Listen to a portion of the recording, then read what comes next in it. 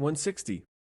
Let's get to the Star Trek Kelvin timeline trilogy.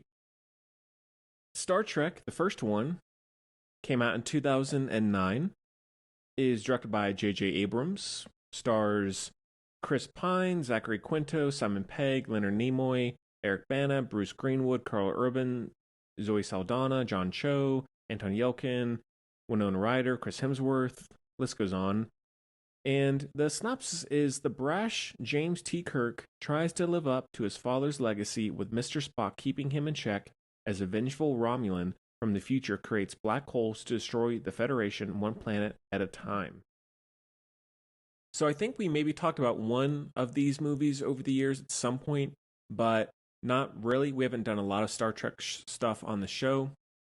Getting right into it though, I'm a big Trekkie. I love Star Trek. I love Star Wars too, but I also really love Star Trek, the show and the movies. This trilogy specifically, I don't even really remember when this first movie came out. I just didn't have much interest. I wasn't even really aware of Star Trek at the time, so went right over my head, and it was actually the last one that I saw of the three. And I'm pretty sure that the only reason I even got into Star Trek is because my whole family wanted to go see Into Darkness because of Benedict Cumberbatch, who was really blowing up at the time, and we all loved him. So we're like, all right, cool. Hey, he's in this new sci-fi movie. It's Star Trek. Let's go. And I end up being like, this movie's awesome. And that kind of got me interested in the whole world. But this movie, I've seen it 3 times, I think, all the way through. It is by far my least favorite of the 3. And I think it's a decent origin story. It has a good ability, and J.J. Abrams is good at this, of bringing sort of the old and the new characters and ideas and locations all together and meshing it as one for a more accessible film. And I like how those characters are introduced, and you meet Bones and Captain Kirk, and actually not only that, but the casting of this series is pretty spot on. Like, I think everybody in this movie, and who would go on to be in the others, but really the core recurring group in the series, very solid. And even like the more minor characters, like Zoe Saldana, amazing. She's such a sci-fi legend. I mean, you look at Guardians of the Galaxy, this Avatar, like, she is amazing, and I love her in this. Zachary Quinto, I don't think I'd seen him in anything else, and I haven't really seen him in all that much since, but I like him whenever I do see him. I think he's very, very good as Spock. Pretty as close to Leonard Nimoy as you could get. Chris Pine, perfect. And I really am glad to see that he has gone on to really grow as an actor. He has such a good variety. He can be really funny. He has good dramatic, emotional range as well. So I love Chris Pine in general. R.I.P. Anton Yelkin, of course. But while all that is good, I think that's all very sturdy in how it sets up everything. There's just something about this movie that I find to be kind of dull. I still like it, don't get me wrong. I still would give it a decent rating for sure.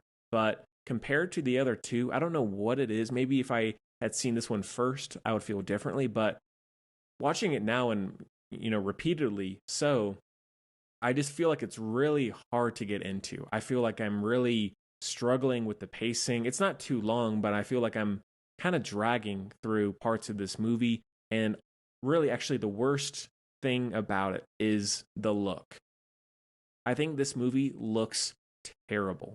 And the special effects are fine. Like, I don't really have an issue with how they hold up fine, I think. That's not an issue. But visually, just from an aesthetic perspective, I think it looks gross. Like, the color palette, it's this really murky, dark, bluish gray. The production design and costume design looks cheap. And it's almost how in the first Avengers movie, if you go back and look at the costume design and the production design, not very good at all. And I understand it's the first movie. They don't know if it's going to be a hit.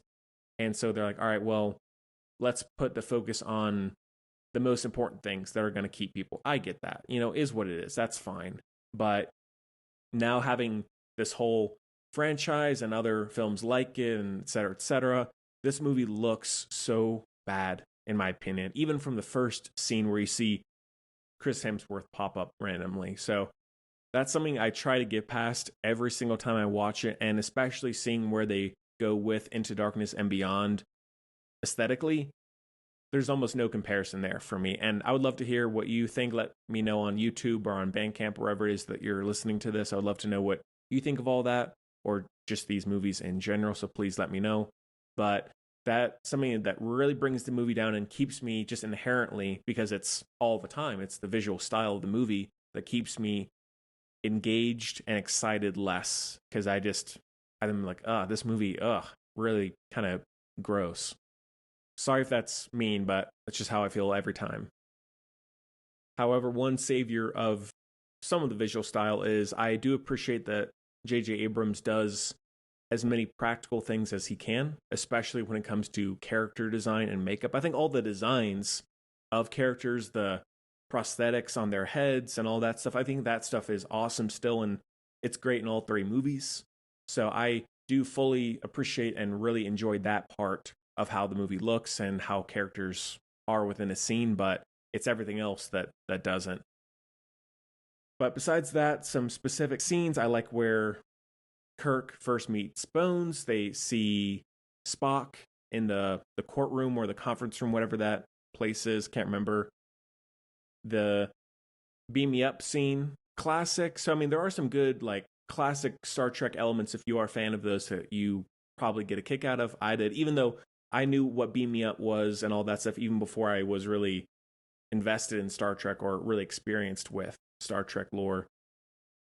And probably the best part of the movie that also looks the best, I would say as well, is the ice sequence with Spock and the ice creature. All that stuff that's where it really gets some good emotional and character development that I really like, and I really remember a lot more than most everything else in the movie. The scene where Spock meets Spock's, the young and the old, that's classic. I love that.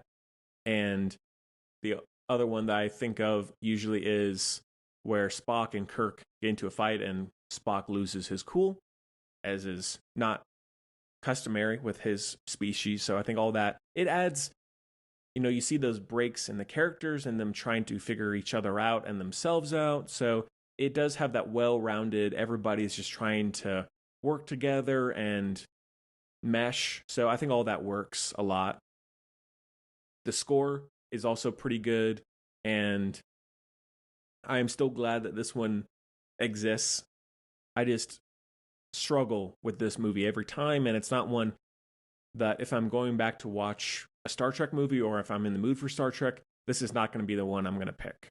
I know some people really, really like this movie over the others. I'm the complete opposite, but it is just sort of there for me. It's not terrible. It's not amazing. It just does the job. So that one is a light 3.5 out of 5.